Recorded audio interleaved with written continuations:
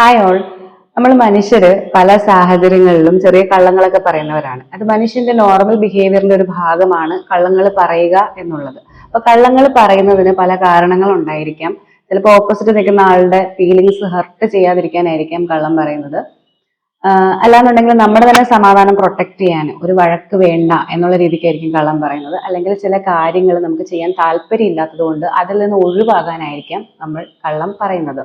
ഈ കള്ളത്തിന് തന്നെ പല ഗ്രേഡും ഉണ്ട്. മൊത്തമായിട്ടും കള്ളം, പച്ചക്കള്ളം പറയുക, അതുപോലെ തന്നെ കള്ളത്തിൽ കുറച്ച് സത്യം ചേർത്ത് പറയുക, പിന്നെ കുറച്ച് കാര്യങ്ങൾ എക്സാഗ്രേറ്റ് ചെയ്ത് പറയുന്നതും ഒരു തരത്തിൽ കള്ളം പറച്ചത് തന്നെയാണ്. ചില കാര്യങ്ങൾ വിഴുങ്ങി ബാക്കി കാര്യങ്ങൾ പറയുന്നതും മനഃപൂർവ്വം വിഴുങ്ങി പറയുന്നതും കള്ളത്തരമാണ്. അപ്പം എന്തുകൊണ്ടാണ് ആളുകൾ ഇത്തരത്തിൽ കള്ളം പറയുന്നത്? എന്തൊക്കെ തരത്തിലുള്ള കള്ളങ്ങളുണ്ട്? ഇപ്പൊ നമ്മൾ പറയുന്ന വൈറ്റ് ലൈസ് എന്ന് പറയും, ആർക്കും ഉപദ്രവമൊന്നും ഉണ്ടാക്കാത്ത ചില കള്ളങ്ങളുണ്ട്. അത് നമ്മുടെ നിലനിൽപ്പിന് വേണ്ടിയിട്ടും മറ്റുള്ളവരെ ഹേർട്ട് ചെയ്യാതിരിക്കാനും ഒക്കെ ആയിട്ടായിരിക്കും നമ്മളത് പറയുന്നത്. അതുകൊണ്ട് ആർക്കും ഒരു ഉപദ്രവം ഉണ്ടാവില്ല, നമ്മുടെ ജീവിതത്തിനെ അത് ബാധിക്കുന്നില്ല. അതിനെയാണ് വൈറ്റ് ലൈസ് എന്ന് പറയുന്നത്. അങ്ങനെയുള്ള വൈറ്റ് ലൈസിൽ തുടങ്ങി പത്തോളജിക്കൽ ലൈൻ, നമ്മുടെ ജീവിതത്തിനെയും നമുക്ക് ചുറ്റുമുള്ളവരെയും നമ്മുടെ സാനിറ്റിയെ തന്നെ അഫക്റ്റ് ചെയ്യുന്ന രീതിക്ക് ഇതൊരു ഹാബിച്വലായി മാറിയിട്ട് ഒരു ഗുരുതരാവസ്ഥയിലേക്ക് പോകുന്നതിനെയാണ് പത്തോളജിക്കൽ ലൈങ് എന്ന് പറയുന്നത്. അപ്പൊ ഇത്രയും ഒരു റേഞ്ചിലുള്ള കള്ളങ്ങളുണ്ട്. ചെറിയ നിർദോഷകരമായ കള്ളങ്ങൾ തൊട്ട് ഇത്രയുമുള്ള കള്ളങ്ങൾ വരെയുണ്ട്. അപ്പൊ എന്തുകൊണ്ടാണ് ആളുകൾ കള്ളം പറയുന്നത്, എന്താണ് പത്തോളജിക്കൽ ലൈങ് എന്നുള്ളതാണ് ഇന്നത്തെ വീഡിയോ. ഈ കള്ളം പറയുന്ന ആളുകളുടെ മാനസികാവസ്ഥയും അതുപോലെ തന്നെ ഈ കള്ളം കേട്ട് അത് ശരിയാണ് എന്ന് വിശ്വസിക്കുന്ന ആളുകളുടെ മാനസികാവസ്ഥയൊക്കെ ഇത് മോശമായി ബാധിക്കുന്നുണ്ട്, ഇത്തരത്തിൽ പത്തോളജിക്കൽ ലയേഴ്സ് ആയിട്ട് മാറുമ്പോൾ. നമുക്ക് ആദ്യമേ പൊതുവായിട്ടും ആൾക്കാർ കള്ളം പറയുന്നതിനുള്ള സാധാരണ രീതിയിലുള്ള കാരണങ്ങൾ എന്തൊക്കെയാണെന്ന് നോക്കാം. ഒന്നാമത്തെ കാരണം നെഗറ്റീവ് കോൺസിക്വൻസസ് ഒഴിവാക്കാനായിട്ടാണ്. അപ്പം അതിനൊരു ഉദാഹരണം പറയുകയാണെന്നുണ്ടെങ്കിൽ ഇപ്പൊ ഒരു പണിഷ്മെന്റിൽ നിന്ന് രക്ഷപ്പെടാനും സാധാരണ കുട്ടികളൊക്കെ ചെയ്യുന്നത്, ടീനേജ് പ്രായത്തിലുള്ള കുട്ടികളൊക്കെ ഫ്രണ്ട്സിന്റെ കൂടെ ചിലപ്പോൾ പുറത്ത് കറങ്ങാൻ പോകും. വീട്ടിൽ പറയുന്നത് ഫ്രണ്ടിന്റെ വീട്ടിൽ പഠിക്കാൻ പോകാന്നാണ്. അപ്പൊ അത് പേരൻസിൽ നിന്നുള്ള ഒരു പണിഷ്മെന്റോ അല്ലെങ്കിൽ ഒരു വഴക്ക് പറച്ചിലോ ഒക്കെ ഒഴിവാക്കാനായിട്ടായിരിക്കും അവർ ചെയ്യുന്നത്. പിന്നെ നമ്മുടെ പേഴ്സണൽ ഗെയിൻസിന് വേണ്ടിയിട്ട് നമ്മൾ കള്ളം പറയാം. അപ്പോൾ നമ്മൾ കുറെ നാളായിട്ട് ജോലി നോക്കിക്കൊണ്ടിരിക്കുകയാണ്, നമുക്ക് എക്സലില് വലിയ ബേസിക്സ് പോലും നമുക്ക് അറിയത്തില്ല, പക്ഷെ നമുക്ക് കയറേണ്ട ആ ജോലിക്ക് എല്ലാവരും മൈക്രോസോഫ്റ്റ് എക്സലിൽ നമ്മൾ സ്കിൽഡ് ആയിരിക്കണം എന്ന് പറയുന്നുണ്ടെന്നുണ്ടെങ്കിൽ ആ കയറിയിട്ട് പഠിച്ചെടുക്കാം എന്നുള്ള രീതിക്ക് നമ്മൾ അതിനകത്ത് പ്രൊഫഷണൽ ആണെന്നുള്ള രീതിക്കായിരിക്കും നമ്മൾ ചിലപ്പോൾ നമ്മുടെ CV സെറ്റ് ചെയ്യുന്നത്. അപ്പൊ അത് നമ്മുടെ പേഴ്സണൽ ഗെയിനിന് വേണ്ടിയിട്ട് നമ്മൾ ചെയ്യുന്ന ഒരു കാര്യമാണ്. പിന്നെ നമ്മുടെ സെൽഫ് ഇമേജ് പ്രൊട്ടക്ട് ചെയ്യാനായിട്ട് നമ്മൾ പറയുന്ന ചില കള്ളങ്ങളുണ്ട്. നമുക്കൊരു പോസിറ്റീവ് ഇമേജ് മെയിൻറ്റെയിൻ ചെയ്യണം, നമ്മുടെ ചില ഷോർട്ട് കമ്മിങ്സ് നമുക്ക് പുറത്ത് കാണിക്കണ്ട, അതിന് വേണ്ടിയിട്ട് നമ്മൾ പറയുന്ന ചില കള്ളങ്ങളുണ്ട്. അതായത് ഇപ്പൊ ഒരാൾക്ക് ജോലിക്ക് അയാൾ കണ്ടിന്യൂസ് ആയിട്ട് ട്രൈ ചെയ്യുന്നുണ്ട്, എല്ലാ ഇന്റർവ്യൂവിലും റിജക്റ്റ് ആവുകയാണ്. അപ്പൊ അത് അയാളുടെ ഒരു കുറവ് കൊണ്ടാണെന്ന് അയാൾക്കറിയാം, പക്ഷെ അത് അയാൾക്ക് പുറത്തേക്ക് പ്രൊജക്ട് ചെയ്യണ്ട. അയാൾക്കൊരു സെൽഫ് ഇമേജ് നല്ലതായിട്ട് മെയിൻറ്റെയിൻ ചെയ്താൽ മതിയെങ്കിൽ അയാൾ പറയും, ഞാനിപ്പോ ഒരു ബ്രേക്ക് എടുത്തിരിക്കുകയാണ്, ഇപ്പൊ എനിക്ക് അങ്ങനെ ജോലി വേണമെന്ന് ആഗ്രഹമൊന്നും ഇല്ല, എനിക്ക് എന്താ ലൈഫിൽ വേണ്ടതെന്ന് ആലോചിക്കട്ടെ എന്ന് പറയുന്നതും ഒരു തരത്തിൽ ഒരു കള്ളമാണ്. അത് ഒരു സെൽഫ് ഇമേജ് പ്രൊട്ടക്ട് ചെയ്യാനുള്ള കള്ളമാണ്. ബന്ധങ്ങൾ നിലനിൽക്കാനായിട്ട് ചിലപ്പോൾ നമ്മൾ കള്ളങ്ങൾ പറയാറുണ്ട്. അപ്പോൾ ഒരു ആനിവേഴ്സറി മറന്ന ഒരു ഭർത്താവ് ആ ദിവസത്തിൽ എന്തെങ്കിലും സ്പെഷ്യലായിട്ട് എക്സ്പെക്ട് ചെയ്തിരുന്ന ഭാര്യയോട് അയാൾ മറന്നുപോയി എന്ന് പറഞ്ഞാൽ വിഷമമാകുമല്ലോ, അല്ലെങ്കിൽ അതൊരു പ്രശ്നത്തിലേക്ക് നയിക്കുമല്ലോ എന്നൊക്കെ കരുതി പറയും, എനിക്കത് ഓർമ്മയുണ്ടായിരുന്നു പക്ഷെ നീ ബിസി ആയിരിക്കും എന്ന് കരുതി, നിനക്ക് ലീവ് കിട്ടില്ലെന്ന് കരുതി എന്നൊക്കെ പറഞ്ഞ് ഒരു എക്സ്ക്യൂസ് പോലെ പറയുന്നതും ഒരു തരത്തിൽ ഒരു കള്ളമാണ്. അപ്പം ഇങ്ങനെ നിലനിൽപ്പിന് വേണ്ടി കള്ളം പറയുന്നവരാണ് മനുഷ്യരല്ല. പക്ഷെ ചില മെന്റൽ ഹെൽത്ത് കണ്ടീഷൻസിന്റെ കൂടെയും ഇതുപോലെ നമ്മൾ പറയുന്ന ചില കള്ളങ്ങളല്ല. ഇപ്പൊ ഞാൻ പറഞ്ഞ എക്സാമ്പിൾസ് എല്ലാം നമ്മളൊക്കെ എപ്പോഴെങ്കിലും ഒക്കെ ചെയ്തിട്ടുള്ളതാണ്. പക്ഷെ ഇതുപോലെയുള്ള ഒരു കള്ളത്തരമല്ല എപ്പോഴും ഇങ്ങനെ കള്ളങ്ങൾ പറഞ്ഞുകൊണ്ടിരിക്കുകയും അത് മോശപ്പെട്ട രീതിയിൽ ജീവിതത്തിനെ എഫക്ട് ചെയ്യുകയും ചെയ്യുന്ന ചില മെന്റൽ ഹെൽത്ത് കണ്ടീഷൻസ് ഉണ്ട്. അത് കൂടുതലും പേഴ്സണാലിറ്റി ഡിസോർഡേഴ്സ് ആണ്. Anti social personality disorder, narcissistic personality disorder, borderline personality disorder, histrionic personality disorder. ഈ ഹിസ്ട്രിയോണിക് എന്ന് പറയുന്നത് ഒരു അറ്റൻഷൻ സീക്കിംഗ് ബിഹേവിയർ ഒക്കെയുള്ള ആളുകളെയാണ് ഈ ഹിസ്ട്രിയോണിക് പേഴ്സണാലിറ്റി ഡിസോർഡർ എന്ന് പറയുന്നത്. ഇത്തരം ആൾക്കാരിലും ഇതൊരു ബിഹേവിയറൽ ട്രീറ്റ് ആയിട്ട് കാണാറുണ്ട്, ഈ കമ്പൽസീവ് ലയിങ് അല്ലെങ്കിൽ പത്തോളജിക്കൽ ലയിങ് എന്ന് പറയുന്നത്. കമ്പൽസീവ് ലയിങ് എന്ന് വെച്ചാലും ഈ കള്ളം പറഞ്ഞില്ല എന്നുണ്ടെങ്കിൽ അവർക്ക് ഒരു സ്വസ്ഥത കിട്ടത്തില്ല. ഇവരിത് ഇന്റൻഷണൽ ആയിട്ട് പറയുന്നതല്ല. OCD എന്ന് പറയുന്നത് അറിയാം, ഒബ്സസീവ് കമ്പൽസീവ് ഡിസോർഡർ. ഒരു കാര്യം അത് ആ റിപ്പറ്റേറ്റീവ് ആയിട്ട് തോട്ട് വന്നുകൊണ്ടിരിക്കുന്ന കാരണം അവർക്ക് ചെയ്തില്ലെങ്കിൽ അവർക്ക് സമാധാനം കിട്ടില്ല. അതുപോലെ തന്നെയാണ് ഒരു കമ്പൽഷൻ ഉള്ളിൽ നിന്ന് വരികയാണ്, എനിക്കിത് പറയണം. ആ പറച്ചില് ചെയ്യാതെ അവർക്ക് സമാധാനം കിട്ടില്ല, റിലീഫ് കിട്ടില്ല. അപ്പൊ അങ്ങനെ കള്ളം പറയുന്നവരുണ്ട്. അതാണ് കമ്പൽസീവ് ലൈയിങ് എന്ന് പറയുന്നത്. കള്ളം പറഞ്ഞു കഴിയുമ്പോൾ അവർക്ക് വലിയൊരു റിലീഫ് കിട്ടും. അത് അവർ ഇന്റൻഷനലി ചെയ്യുന്നതല്ല. അതുപോലെ തന്നെ പത്തോളജിക്കൽ ലൈയിങ് എന്ന് പറയുന്നത് ഒരിക്കലും ഒരു ഡയഗ്നോസിസ് അല്ല. പത്തോളജിക്കൽ ലൈയിങ് എന്ന് പറയുന്നത് ഒരു ബിഹേവിയറൽ ട്രേറ്റ് ആണ്. പല മെന്റൽ ഹെൽത്ത് കണ്ടീഷൻസിന്റെ കൂടെയും ഇൻഡിവിജ്വൽ ആയിട്ടും ഒക്കെ കണ്ടുവരുന്ന ഒരു ബിഹേവിയർ ആണെന്നേ പറയാൻ പറ്റുള്ളൂ. ഒരിക്കലും അതൊരു സൈക്കാട്രിക് ഡയഗ്നോസിസ് അല്ലെങ്കിൽ മെഡിക്കൽ ഡയഗ്നോസിസ് അല്ല. അതുപോലെ തന്നെ ഈ വേരിയസ് പേഴ്സണാലിറ്റി ഡിസോർഡേഴ്സ് പറഞ്ഞപ്പോൾ ബൈപ്പോളാർ ഡിസോർഡർ ഉള്ളവര് കള്ളം പറയുന്നതെന്ന് വെച്ചാൽ അവർക്ക് എപ്പോഴും റിജക്ഷൻ, അവരെ റിജക്ട് ചെയ്യും അല്ലെങ്കിൽ അവരെ ആളുകൾ ഇട്ടിട്ട് പോകുന്നുള്ള ഭയമാണ്. അതിനെ ഓവർകം ചെയ്യാനായിട്ടായിരിക്കും അവർ പലപ്പോഴും അത്തരത്തിലുള്ള കള്ളങ്ങളായിരിക്കും പറയുന്നത്. പിന്നെ പ്രൊലിഫിക് ലൈയിങ് എന്ന് പറയുന്ന ഒരു കാറ്റഗറി ആൾക്കാരുണ്ട്. അവരും ഒരുപാട് കള്ളങ്ങൾ പറയുന്നുണ്ടായിരിക്കും എണ്ണത്തില്, പക്ഷെ അത് അവരുടെ ജീവിതത്തെ ഒന്നും വലിയ രീതിയിൽ മോശമായിട്ട് ബാധിക്കുന്നുണ്ടായിരിക്കത്തില്ല. ഇനി നമുക്ക് നമ്മുടെ മെയിൻ ടോപ്പിക് ആയിട്ടുള്ള പത്തോളജിക്കൽ ലൈയിങ്ങിലേക്ക് വരാം. സ്യൂഡോളജിയ ഫാന്റാസ്റ്റിക്ക എന്നാണ് അതിന്റെ പേര്. സ്യൂഡോ എന്ന് വെച്ചാൽ ഫോൾസ് എന്നല്ലേ, ഫാന്റാസ്റ്റിക്ക അത് ഫാന്റസി വേൾഡില് അവര് കള്ളങ്ങൾ കൊണ്ട് മെനഞ്ഞൊരു ഫാന്റസി വേൾഡിൽ, ഒരു സ്യൂഡോ വേൾഡിലാണ് അവർ ജീവിക്കുന്നത്. ഇതിന് മിത്തോമാനിയ, മോർബിഡ് ലൈയിങ് എന്നിങ്ങനെ മറ്റു പേരുകളും ഉണ്ട്. മിത്ത് എന്ന് വെച്ചാൽ കെട്ടുകഥയല്ലേ, അപ്പൊ കെട്ടുകഥകളോടുള്ള ഒരു ഭ്രമം എന്നുള്ള രീതിക്കാണ് മിത്തോമാനിയ എന്ന് പറയുന്നത്.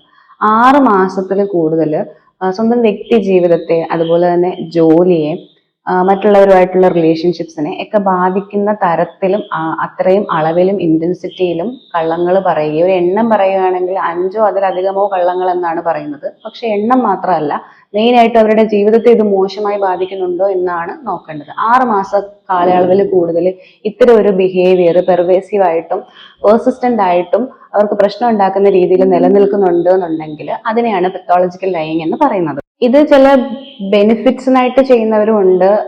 അതേസമയം ഇതിൽ നിന്ന് പ്രത്യേകിച്ച് ബെനിഫിറ്റോ ഗെയിനോ ഒന്നിനും വേണ്ടി അല്ലാതെ ഇതൊരു ഹാബിറ്റ് ആക്കി മാറ്റിയിട്ടുള്ളവരും ഉണ്ട്. 1891 സൈക്യാട്രിസ്റ്റ് ആയ ആന്റൺ ഡെൽബ്രക്ക് ആണ് ഇത് ആദ്യമായിട്ട് ഐഡന്റിഫൈ ചെയ്തത്. അദ്ദേഹമാണ് ഇതിന് സ്യൂഡോളജിയ ഫാന്റാസ്റ്റിക്ക എന്ന് പറയുന്ന ലാറ്റിൻ നെയിം കൊടുത്തിരിക്കുന്നതും. ഞാൻ പറഞ്ഞു, എണ്ണം മാത്രമല്ല, എത്ര മോശമായി ഇവരുടെ ജീവിതത്തെ ഇത് ബാധിക്കുന്നുണ്ട്, എത്ര ഡേഞ്ചറിൽ അവരെ ഇത് നിർത്തുന്നുണ്ട് എന്നുള്ളതിനെ ബേസ് ചെയ്തിട്ടാണ് ഒരാൾ പത്തോളജിക്കൽ ലയർ ആണോ എന്ന് നമ്മൾ പറയുന്നത്. അതിനൊരു എക്സാമ്പിൾ എന്ന് വെച്ചാൽ, മിക്കവാറും ഇവർക്ക് എന്തെങ്കിലും ഒരു സൈക്യാട്രിക് ഡിസോർഡർ അസോസിയേറ്റഡ് ആയിട്ട് ഉണ്ടായിരിക്കും. ഈ പറഞ്ഞ പേഴ്സണാലിറ്റി ഡിസോർഡർ തൊട്ട് മൂഡ് ഡിസോർഡേഴ്സ് ആയിട്ടുള്ള ഡിപ്രഷൻ, ആൻസൈറ്റി, ഇങ്ങനെയുള്ള കാര്യങ്ങൾ ഇവർക്ക് ഉണ്ടാവാം. അപ്പൊ അതുകൊണ്ട് തന്നെ പത്തോളജിക്കൽ ലയർ ആയിട്ടുള്ള ഒരു പേഷ്യന്റ് ഒരു തെറപ്പിസ്റ്റിന്റെ അടുത്ത് വരുമ്പോൾ അവർ പറയുകയാണ്, എന്റെ സിംറ്റംസ് അങ്ങനെയല്ല ഇങ്ങനെയാണെന്നൊരു കള്ളം പറയുകയാണ്. സിംറ്റംസിനെ പറ്റി ചോദിക്കുമ്പോൾ അല്ലെങ്കിൽ അവരുടെ ജനറൽ മൂഡിനെ പറ്റി ചോദിക്കുമ്പോൾ, അവർക്ക് സൂയിസൈഡൽ ടെൻഡൻസി ഉണ്ടോ, സൂയിസൈഡൽ തോട്ട്സ് വരാറുണ്ടോ എന്നൊക്കെ ചോദിക്കുമ്പോൾ കള്ളം പറഞ്ഞു കഴിഞ്ഞാൽ അവരുടെ ട്രീറ്റ്മെന്റിനെ അത് ബാധിക്കുക, അവർ മോശപ്പെട്ട ഒരു അവസ്ഥയിലേക്ക് പോകാനും സാധ്യതയുണ്ട്. അപ്പൊ അത് ഈ പത്തോളജിക്കൽ ലൈയിങ്ങിന്റെ വളരെ ഡേഞ്ചറസ് ആയിട്ടുള്ള ഒരു ആസ്പെക്ട് ആണ്. അപ്പോൾ ഈ പത്തോളജിക്കൽ ലൈനിലെ ചില ലക്ഷണങ്ങളൊക്കെ പറയാം. പക്ഷെ ഈ ലക്ഷണങ്ങൾ കേൾക്കുമ്പോൾ ഒരിക്കലും ഇതിനെ ലഘുവായിട്ട് എടുത്തുകൊണ്ട് നമ്മുടെ ഫ്രണ്ട് സർക്കിളിലൊക്കെ ഇടയ്ക്ക് നമ്മൾ തള്ളിസ്റ്റ് എന്നൊക്കെ പറയുന്ന ചില ആളുകൾ ഉണ്ടായിരിക്കുമല്ലോ, അപ്പം അവർ പറയുന്നതാണ് ഇത് എന്ന് ധരിക്കരുത്. ഇതൊരു സിവിയർ ഫോമാണ്. അവരുടെ ലൈഫിനെയും ചുറ്റുമുള്ളവരെയൊക്കെ ഇവർ സത്യമാണോ കള്ളമാണോ പറയുന്നതെന്ന് ഒരു കൺഫ്യൂഷനിലാക്കുകയും അവരുടെ ട്രസ്റ്റിനെ ഭയങ്കരമായിട്ട് എഫക്റ്റ് ചെയ്യുന്ന ഒരു കാര്യമാണ്. ഈ പറയുന്ന ആൾക്ക് പോലും ഒരു പരിധി കഴിഞ്ഞാൽ ഇവർ പറയുന്നത് റിയാലിറ്റി ആണോ എന്നറിയാത്ത ഒരവസ്ഥയിലേക്കൊക്കെ പത്തോളജിക്കൽ ലൈയിങ് പോകാറുണ്ട്. അപ്പം ചില കഥകൾ കുറച്ച് ട്വിസ്റ്റും ടേണും കുറച്ച് എരിവും പുളിയും ഒക്കെ ചേർത്ത് നമ്മുടെ ഫ്രണ്ട്സ് പറയുന്നതോ അല്ലെങ്കിൽ ഒരു രസകരമായ അനുഭവത്തിന് വേണ്ടിയിട്ട് മാറ്റി പറയുന്നതോ ഒന്നും പത്തോളജിക്കൽ ലൈയിങ് അല്ല. അങ്ങനെ ആരും തെറ്റിദ്ധരിക്കരുത്. ഇത് ഈ പറയുന്നത് വളരെ സിവിയർ ആയിട്ടുള്ള ഫോമിൽ വരുമ്പോഴാണ് പത്തോളജിക്കൽ ലൈയിങ് ആവുന്നത്. ഇവര് വളരെ എക്സ്റ്റെൻസീവ് ആയിട്ടുള്ള ഡിസ്ക്രിപ്ഷൻസ് ആയിരിക്കും തരുന്നത്. അപ്പം വളരെ ഇലാബറേറ്റ് ആയിട്ടായിരിക്കും കഥകളൊക്കെ പറയുന്നത്. അതുപോലെ തന്നെ നമുക്ക് വിശ്വസിക്കാൻ ബുദ്ധിമുട്ടുള്ള, ഇത് സംഭവിക്കുമോ എന്ന് നമുക്ക് തോന്നുന്ന കാര്യങ്ങൾ വളരെ ഡ്രാമാറ്റിക് ആയിട്ടുള്ള രീതിയിൽ പറയും. ഇനി ഇങ്ങനെ സംഭവിക്കുമെന്ന് ഡൗട്ട് തോന്നിയിട്ട് നമ്മൾ അവരെ ക്വസ്റ്റ്യൻ ചെയ്യുവാണെന്നുണ്ടെങ്കിൽ ഒന്നെങ്കിൽ അവർ സ്റ്റോറി മാറ്റും, അല്ലെങ്കിൽ വേഗമായിട്ടുള്ള എക്സ്പ്ലനേഷൻസ് വരും, അല്ലെങ്കിൽ ഡിഫെൻസീവ് ആകും. പക്ഷെ ഒരു പരിധിയിൽ കൂടുതൽ നമ്മളവരെ കോൺഫ്രണ്ട് ചെയ്യുകയാണെങ്കിൽ ചിലപ്പോൾ അവർ സമ്മതിച്ചെന്നിരിക്കും ഒരു കള്ളമാണ് പറയുന്നത് എന്നുള്ളത്. പിന്നെ ഇവരിത് കേട്ടിട്ടുള്ള കഥകളോ വായിച്ചിട്ടുള്ള കഥകളോ അവരുടെ ഇമാജിനേഷനിലുള്ള കഥകളോ ആയിരിക്കാം ചിലപ്പോൾ പറയുന്നത്. ഇത് പറഞ്ഞ് കുറെ തവണ പറഞ്ഞു കഴിയുമ്പോൾ ഇവർക്ക് തന്നെ തോന്നും ഇതവർ ശരിക്കും ബിലീവ് ചെയ്തിട്ടുണ്ട് എന്നുള്ള ഒരു അവസ്ഥയിലേക്ക് ഇവർ പിന്നീട് എത്തും. ഇനി നമ്മൾ ഈ കഥ വിശ്വസിച്ച് കഴിഞ്ഞാൽ അവർക്ക് നല്ലൊരു ഹൈ ആണ് ഇതിൽ നിന്ന് കിട്ടുന്നത്. നമ്മളെ പറഞ്ഞു പറ്റിച്ചു എന്നുള്ള ആ ഫീലിംഗിൽ നിന്ന് ഇവർക്ക് ഉള്ളിൽ ഒരു ഹൈ കിട്ടും. ഇനി കൂടുതൽ ആളുകളും പത്തോളജിക്കൽ ലയേഴ്സിനെ വിശ്വസിക്കാനുള്ള ഒരു കാരണം എന്ന് പറയുന്നതും കാരണം ആ ഒരു സാഹചര്യത്തിൽ ചിലപ്പോൾ അവർക്ക് അങ്ങനെ ഒരു നുണ പറഞ്ഞിട്ട് യാതൊരു പ്രയോജനവും കിട്ടാനില്ല.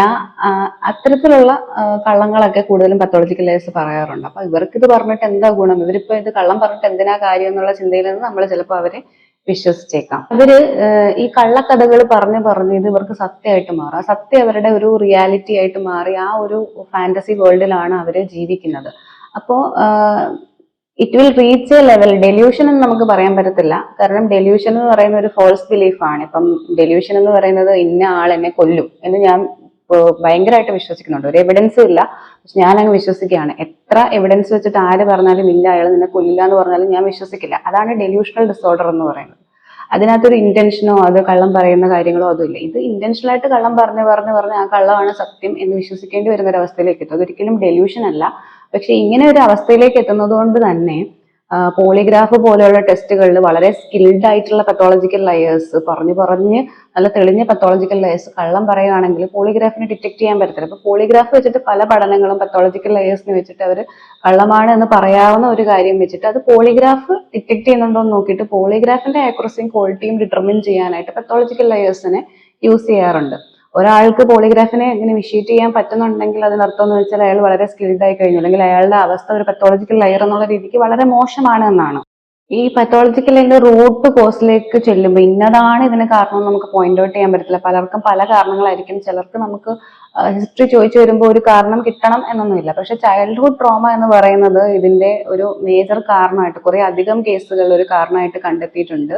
ചൈൽഡ്ഹുഡ് നെഗ്ലക്ട്, പ്രൈമറി കെയർ ടേക്കറിന്റെ നെഗ്ലക്ട് അല്ലെങ്കിൽ സ്നേഹം കിട്ടാത്ത അവസ്ഥ, ചൈൽഡ് അബ്യൂസ്, ഇതൊക്കെ കാരണങ്ങളായിരിക്കാം. കാരണം ഇവർക്ക് സ്നേഹം കിട്ടാത്തതിന്റെയും പരിഗണന കിട്ടാത്തതിന്റെയും കാരണം തങ്ങളിലുള്ള എന്തോ കുറവാണെന്നാണ് ഇവരുടെ വിചാരം. ആ കുറവിനെ ബൈപ്പാസ് ചെയ്യാനായിട്ടുള്ള ഒരു മെത്തേഡായിട്ട്, ഒരു കോപ്പിംഗ് മെക്കാനിസം ആയിട്ടാണ് ഇവർ ഈ കള്ളം പറയുന്നതിനെ കണ്ടുപിടിച്ചിരിക്കുന്നത്. കള്ളം പറയുന്നതിലൂടെ എന്നെ എനിക്ക് പൊക്കി കാണിക്കാം എന്ന് തുടങ്ങുന്ന ഒരു തോട്ടിൽ നിന്നും സാധാരണ ഒരു 20 വയസ്സൊക്കെ ആകുമ്പോഴാണ് ഇതിന്റെ സിംറ്റംസ് കണ്ടു തുടങ്ങുന്നത്. ചെറുപ്പത്തിലെ തന്നെ ചെറിയ ചെറിയ കള്ളങ്ങൾ പറഞ്ഞ് അത് കൂടി വന്നു പുരുഷന്മാരിലാണ് അത് കൂടുതലും കാണുന്നത്. അപ്പൊ അത്തരത്തിലാണ് ഇതിന്റെ ഒരു എവല്യൂഷൻ കൂടുതൽ ആൾക്കാരിലും വരുന്നത്. പക്ഷെ ഈവൻ ചൈൽഡ്ഹുഡ് ട്രോമ ഇല്ലാത്ത ആൾക്കാരിലും പത്തോളജിക്കൽ ലയേഴ്സ് കാണാറുണ്ട്. ഈവൻ പത്തോളജിക്കൽ ലയേഴ്സ് ആയിട്ടുള്ള ആൾക്കാരുടെ ബ്രെയിൻ സ്ട്രക്ചർ തന്നെ ചെറിയ ഡിഫറൻസും അതിനോട് അസോസിയേറ്റഡ് ആയിട്ടുള്ള മറ്റ് മെന്റൽ ഹെൽത്ത് ഡിസോർഡേഴ്സും ഒക്കെ കാണാറുണ്ട്.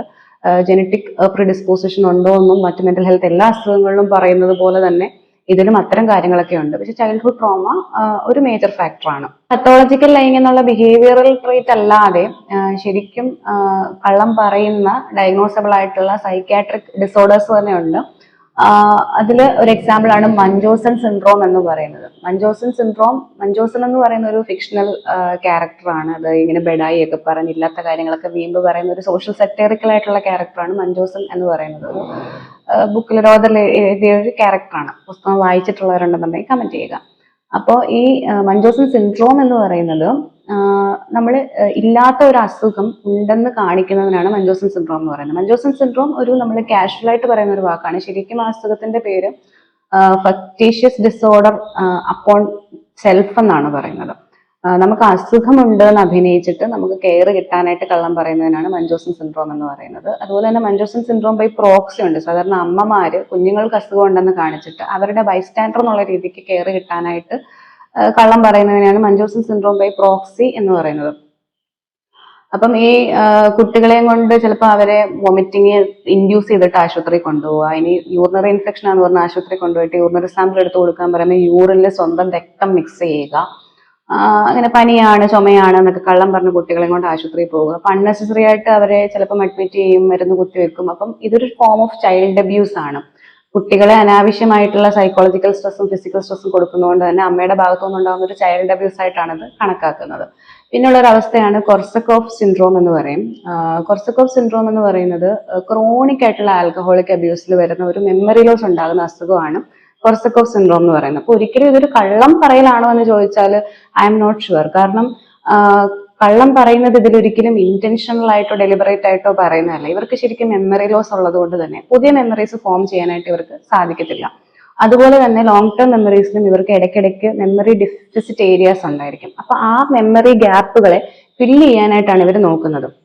പക്ഷെ ഇപ്പൊ ഷെയർഡ് മെമ്മറി, ഇപ്പൊ ഒരു കൂട്ടുകാരെല്ലാം കൂടെ പോയി ഒരു ട്രിപ്പിനെ പറ്റി ആയിരിക്കും ഇവർ പറയുമ്പോൾ ഇവർക്ക് മെമ്മറി ഗ്യാപ്പ് ഒന്നുമില്ല. അപ്പൊ അവരെന്തെങ്കിലുമൊക്കെ വെച്ചിട്ടത് ആ മെമ്മറി ലോസിനെ മറ്റുള്ളവർ അറിയാതിരിക്കാനുള്ള ഒരു മെക്കാനിസം പോലെ ഇത് മറയ്ക്കാൻ ശ്രമിക്കും, എന്തെങ്കിലുമൊക്കെ ചേർക്കും.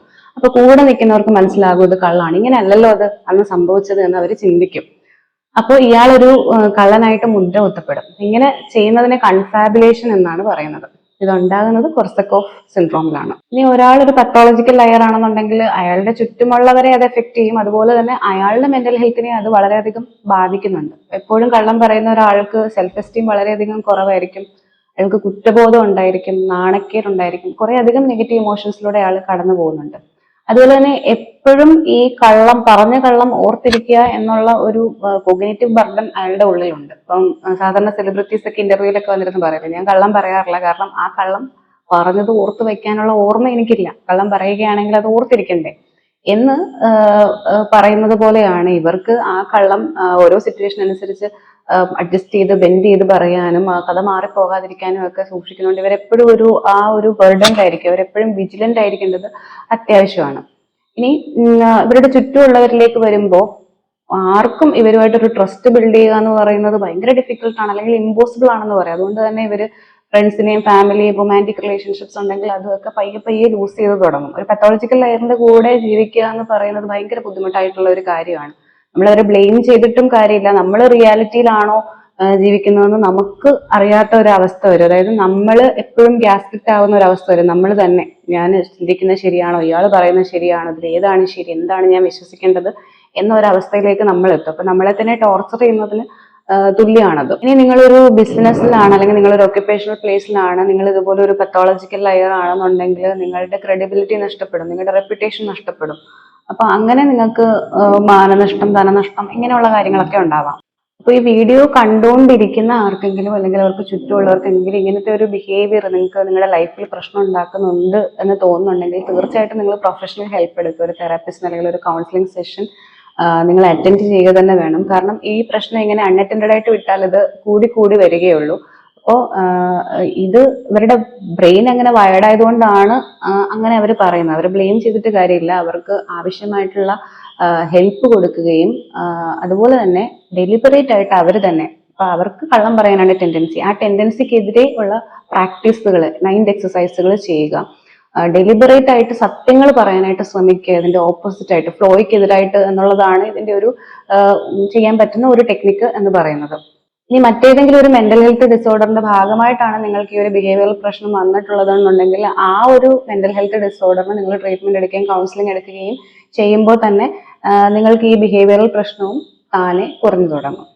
അപ്പൊ ഇത്രയേ ഉള്ളൂ ഇന്നത്തെ വീഡിയോ. വീഡിയോ ഇഷ്ടപ്പെട്ടെങ്കിൽ പ്ലീസ് ലൈക്ക്, ഷെയർ, നിങ്ങളുടെ അഭിപ്രായങ്ങൾ കമന്റ് ചെയ്യുക. ചാനൽ ഇതുവരെ സബ്സ്ക്രൈബ് ചെയ്യാത്തവരുണ്ടെങ്കിൽ സബ്സ്ക്രൈബ് ചെയ്യുക. Thank you so much.